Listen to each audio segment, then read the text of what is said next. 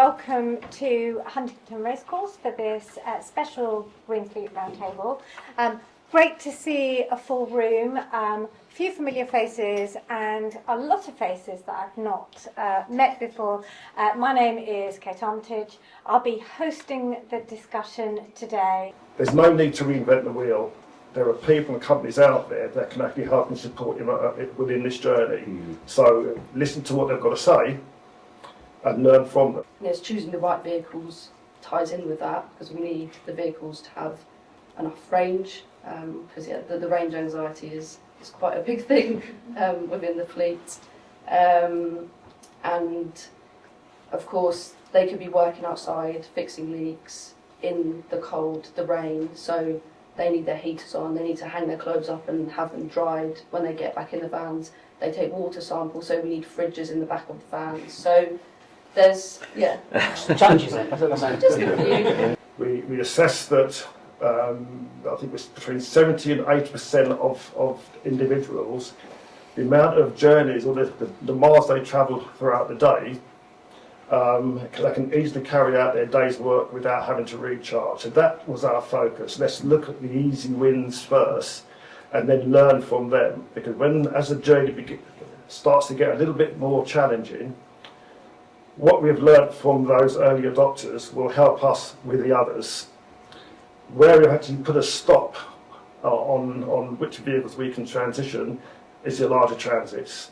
If you look at your 3.5 ton transits, primarily the guys that are in those vehicles, they've got a lot of equipment and they have to tow. Now, as we all know, towing massively affects the range. So from our perspective, any individual that has a large transit requires replacing. At the moment, they will get another diesel transit. And instead of it being on our standard 5-year lease, it'll be on a 4-year lease. And the view is, we hope, by the time we get to 2028, 2029, technology is getting better all the time, range is getting better. Yep. So where we have the challenges now of transitioning the larger vehicles, we are hoping that those challenges will become a little bit less in 2028, 2029. I'd like to be rear-wheel drive or towing if possible. Front-wheel drive's not great, you can do it, it's not great. And then there's the weight issue as well. You've got a heavy van with the batteries, if you can have a mower with batteries, it's all the weight and licenses and getting people to be able to drive the vehicles. There's lots of reasons why we need flexibility, and towing's a massive thing. Tow a lot of heavy pumps. 3.25 ton is pretty much the standard what we're pulling, so we're right up on our limits already. We've trialled some stuff. Ranges are low, when you're towing in an e-van.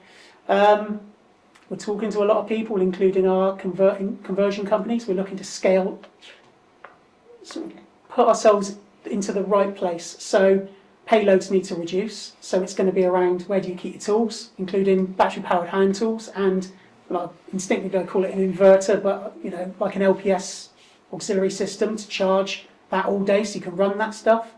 And we've also, like I said, looking at super lightweight conversions that are also minimised, so you don't actually want to completely fill your van up, because it's counterintuitive. Why put loads of racking in it if we don't want you to fill it?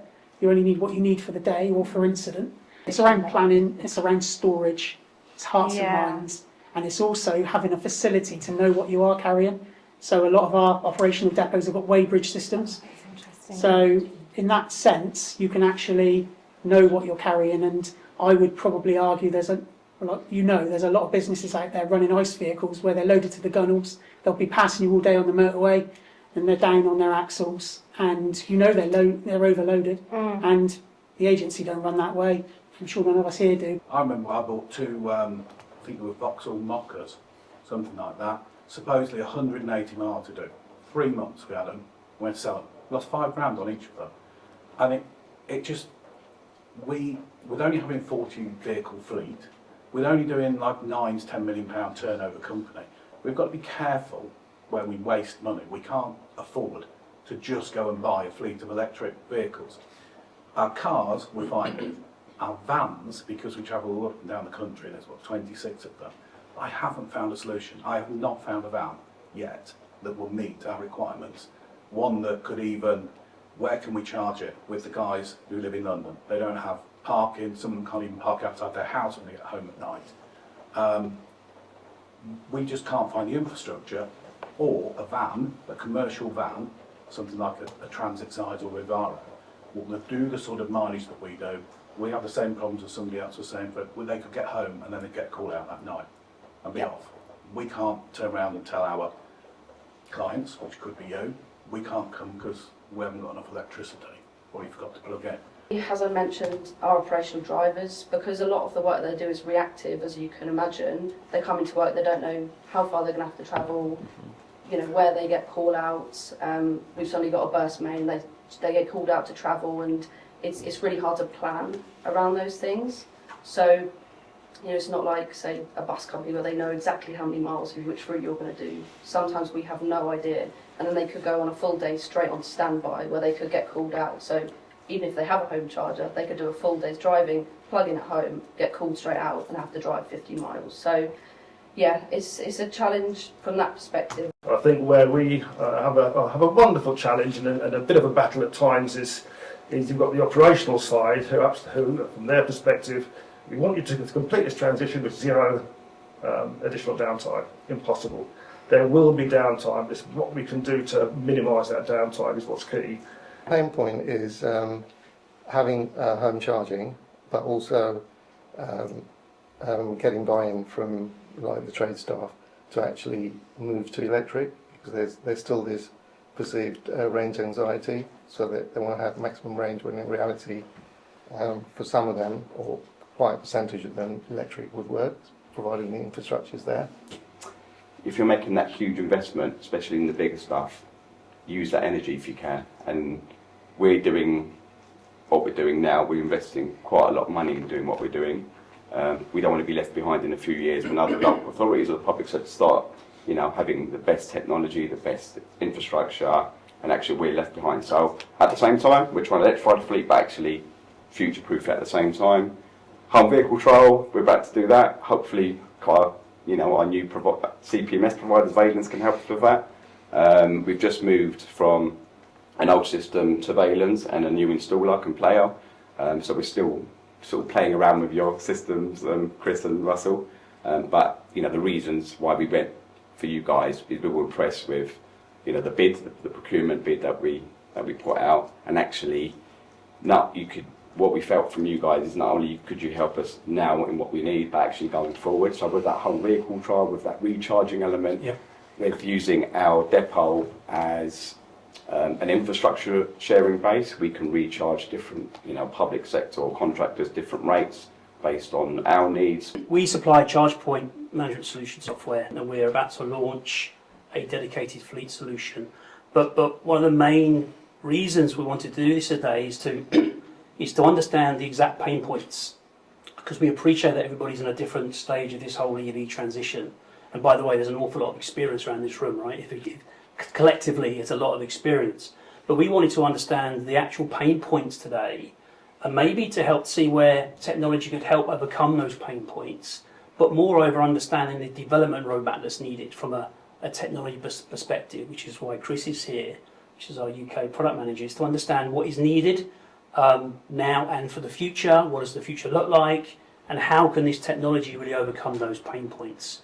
So that's why we're here today. I'm the product manager in the UK, so I guess a bit of an overview of Vaylens. Vaylens is a charge point management system and e-mobility as well. So we offer the solutions to host the charging infrastructure, but also provide some e-mobility solutions. So that being in public charging, workplace charging, and fleet as well. So we've got a fleet solution Russell mentioned.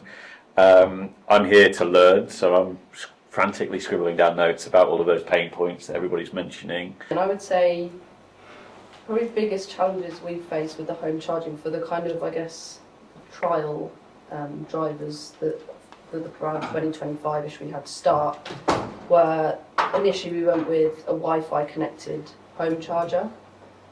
And so what happens is they have their home charger installed by EO, well, EV Domestic on behalf of EO.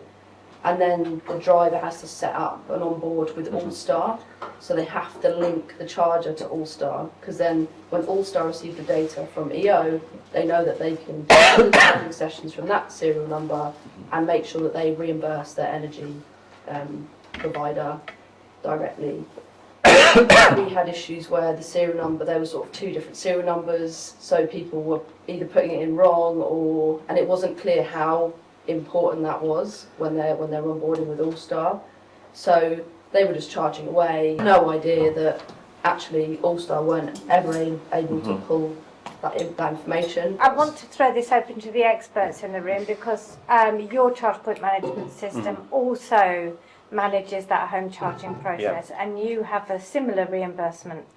Yeah, so I mean, our solution will ask the employee at the point they plug in what they're doing, right? So they're making that declaration, but we also ask them to put the mileage in, like you would put your mileage in if you go and fill in at a fuel station, and then you can do that sense check to say, you do that sense check what your equivalent miles per gallon is in an EV, miles per kilowatt hour.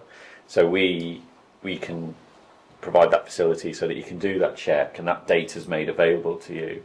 Can your reimbursement solution, does it have to work with a certain hardware, or can you connect with any charge point? Because for people who've already installed a charge point, increasingly you're going to be going out to employees who've already got a charge point, who think, oh, no worries, I've already got it. And then, so how does that work? So our platform's agnostic, so if it's a OCPP charger, then it could connect into our platform. I mean, every manufacturer will do things subtly different. So what we do is if it's a charger we've never seen before, we'll work with the manufacturer to check everything's okay. I mean, my previous role at another company, I was working with a charging manufacturer, and it was like increasingly common that when things come in for tender, that it was asked that you are OCPP, because that means that you're not tied into a back end and you have the flexibility to go to another provider if you're not satisfied, and that other provider is what we offer as Vaylens. So predominantly we support any charger because it's OCPP. What you'll tend to find is there are some way back in the days original first to market legacy chargers that don't comply with that, but vast majority of chargers just plug into like that. Currently we have over 170 hardware manufacturers that we've already integrated with. How many? 170. Wow, okay. This thing about needing that massive amount of power, that's not always a thing. You're not always going to charge your vehicle simultaneously. You're going to manage them at different times based on your operational needs. And again, without plugging Vaylens, this is. Oh, please do. Just carry on. This is why it's important to have a good fleet management, a good EV CPS system, because they will tell you that, and they will tell you when to charge vehicles and the optimum times, and that whole other piece of work that demand flexibility and all that sort of stuff comes into it as well. So don't always think you need tons and tons of energy, because actually Just manage it, manage what you've got, manage what you think you need. So we can interface with other systems. So we have a suite of APIs that will interface to a third-party system, and then that system could take control of our, of the EV charging effectively, and send that command to us and tell us that they want, that charger to be in use. So what I need from a system like yours is to be able to look at my transport management system to understand when vehicles are leaving in the morning and what their plan is for that vehicle to do, and to prioritise the charging and ensure that each of those vehicles is ready for when the driver gets in it. And actually there's a nice window that you can use, and I don't care in that window where you want to charge. Take advantage of our tariffs, take advantage of solar and renewables, but as long as that vehicle's ready for when my driver gets in it and it's got enough range, then brilliant. And all that data is available. You want to reach that target state of charge at the right time, but that's not always going to be the same every day. It's your route. It'll absolutely be different every day, and they'll be leaving at different times, and they'll be going to different places. Ideally, we want that driver to plug that vehicle in.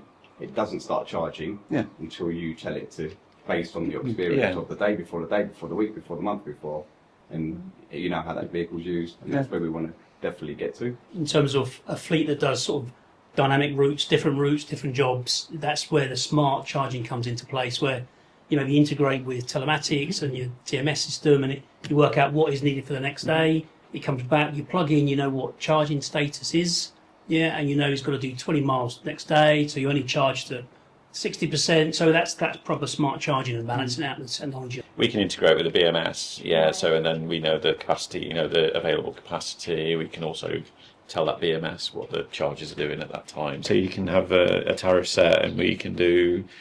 So we have a system where you will effectively bill at the end of the month. So we've got that for B2C customers at the minute, or workplace charging. So if you've got workplace, you can have your customer use our system, and we effectively bill them at the end of the month. So And you that's as a the customer. employees or customers, can you? So we're doing it for employees. We're extending that into B2B, so you can do the company doing that as well. So we're thinking about doing that. But what it does is it takes, if you're a customer and you're offering that to your employees, we take the credit risk away from you. So if they can't make their bill, pay their bill at the end of the month, that fails. Aren't willing to do that.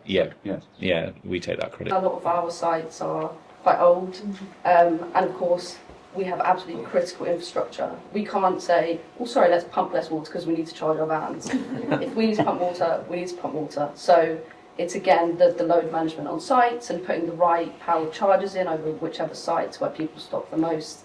So currently we are focusing on people that can have home chargers, sort of get the sort of low-hanging fruit, so that we know at least after a day they can go home and charge. But we will eventually get to a point where the next batch of people can't have home chargers, so we need to make sure we've got all of that infrastructure in over sites. We share our depot with our waste fleet, so if we were to look at the charging infrastructure, we've got 20 plus refuse vehicles to charge, 16 commercial vehicles to charge, plus that amount of mowers as well. That's an awful lot of overnight charging in a very rural location as well, which I don't believe the infrastructure is out there. Our biggest issue is infrastructure and availability of power. So we are now at the maximum draw for our site. So what's happening at the moment, we're currently out to tender to build a 1 megawatt solar farm on landfill that's at the back of our depot with a 2 megawatt battery system.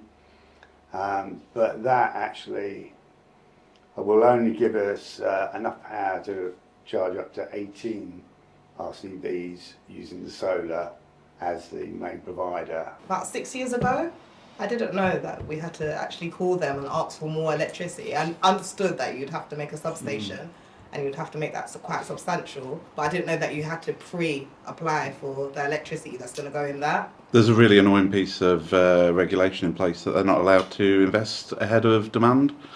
So one of the things we've been saying to people is, even if you don't believe in it, even if you think, maybe in 5 years' time you're going to be putting EVs on, just speak to your DNO and tell them that you're there and that at some point you're going to want energy.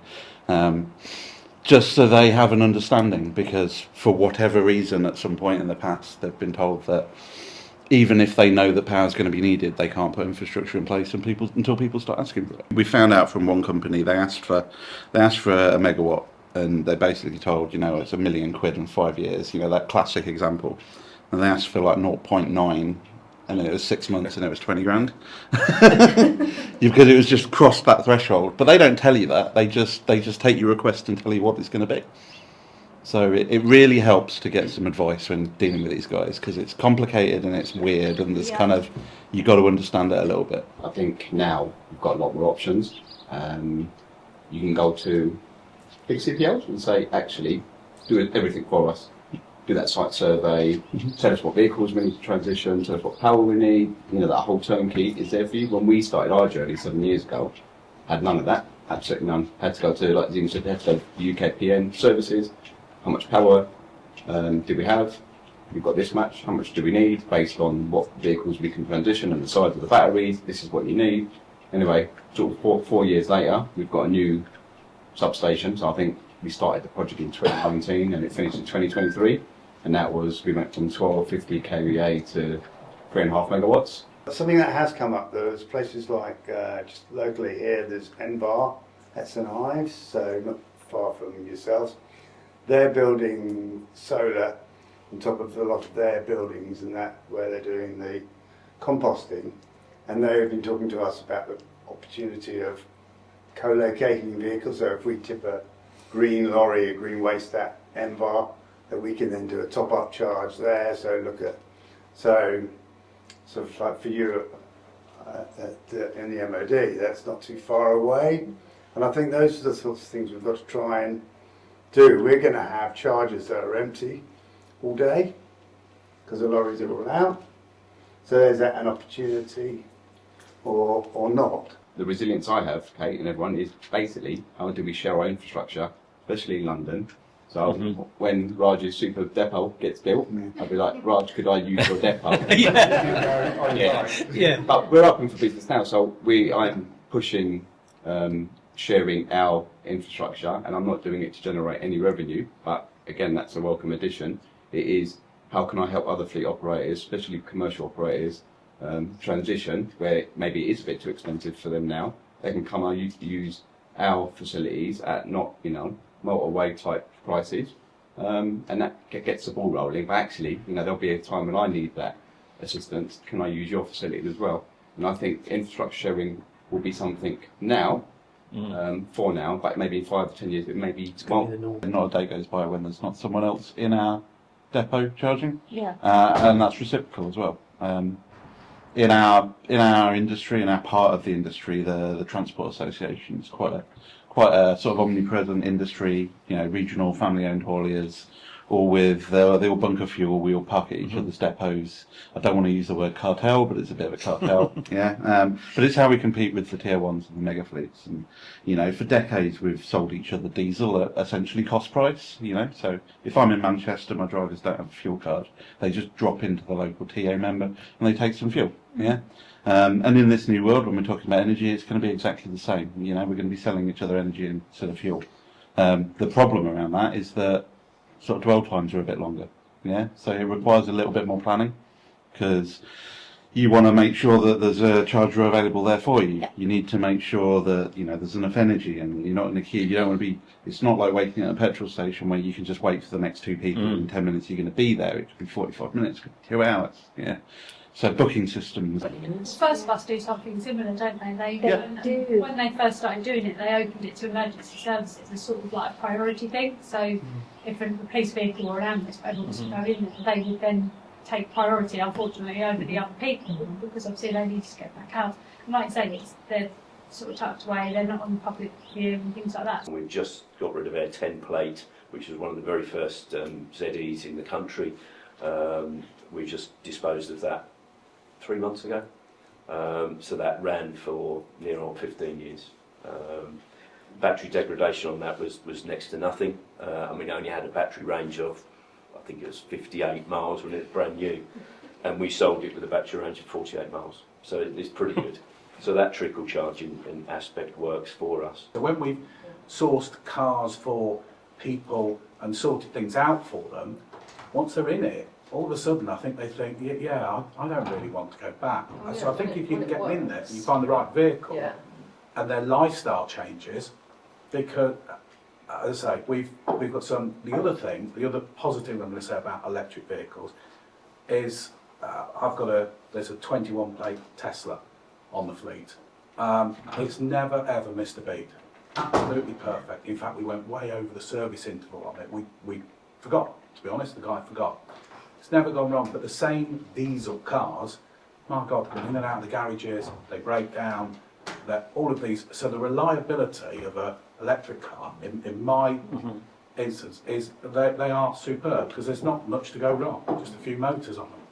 We're like you, Paul. We're still running Nissan Leafs first. Gen 1 2014 plates. I think when we bought them, they can do 90 miles. They can do 76 now. So we're 6 square miles. We'll keep them for another 10 years. So. Yeah, definitely a lot of myth busting about batteries. I think out of all the other problems with EVs and whether it comes that's probably not one to. For me, based on our experience, definitely battery is not one.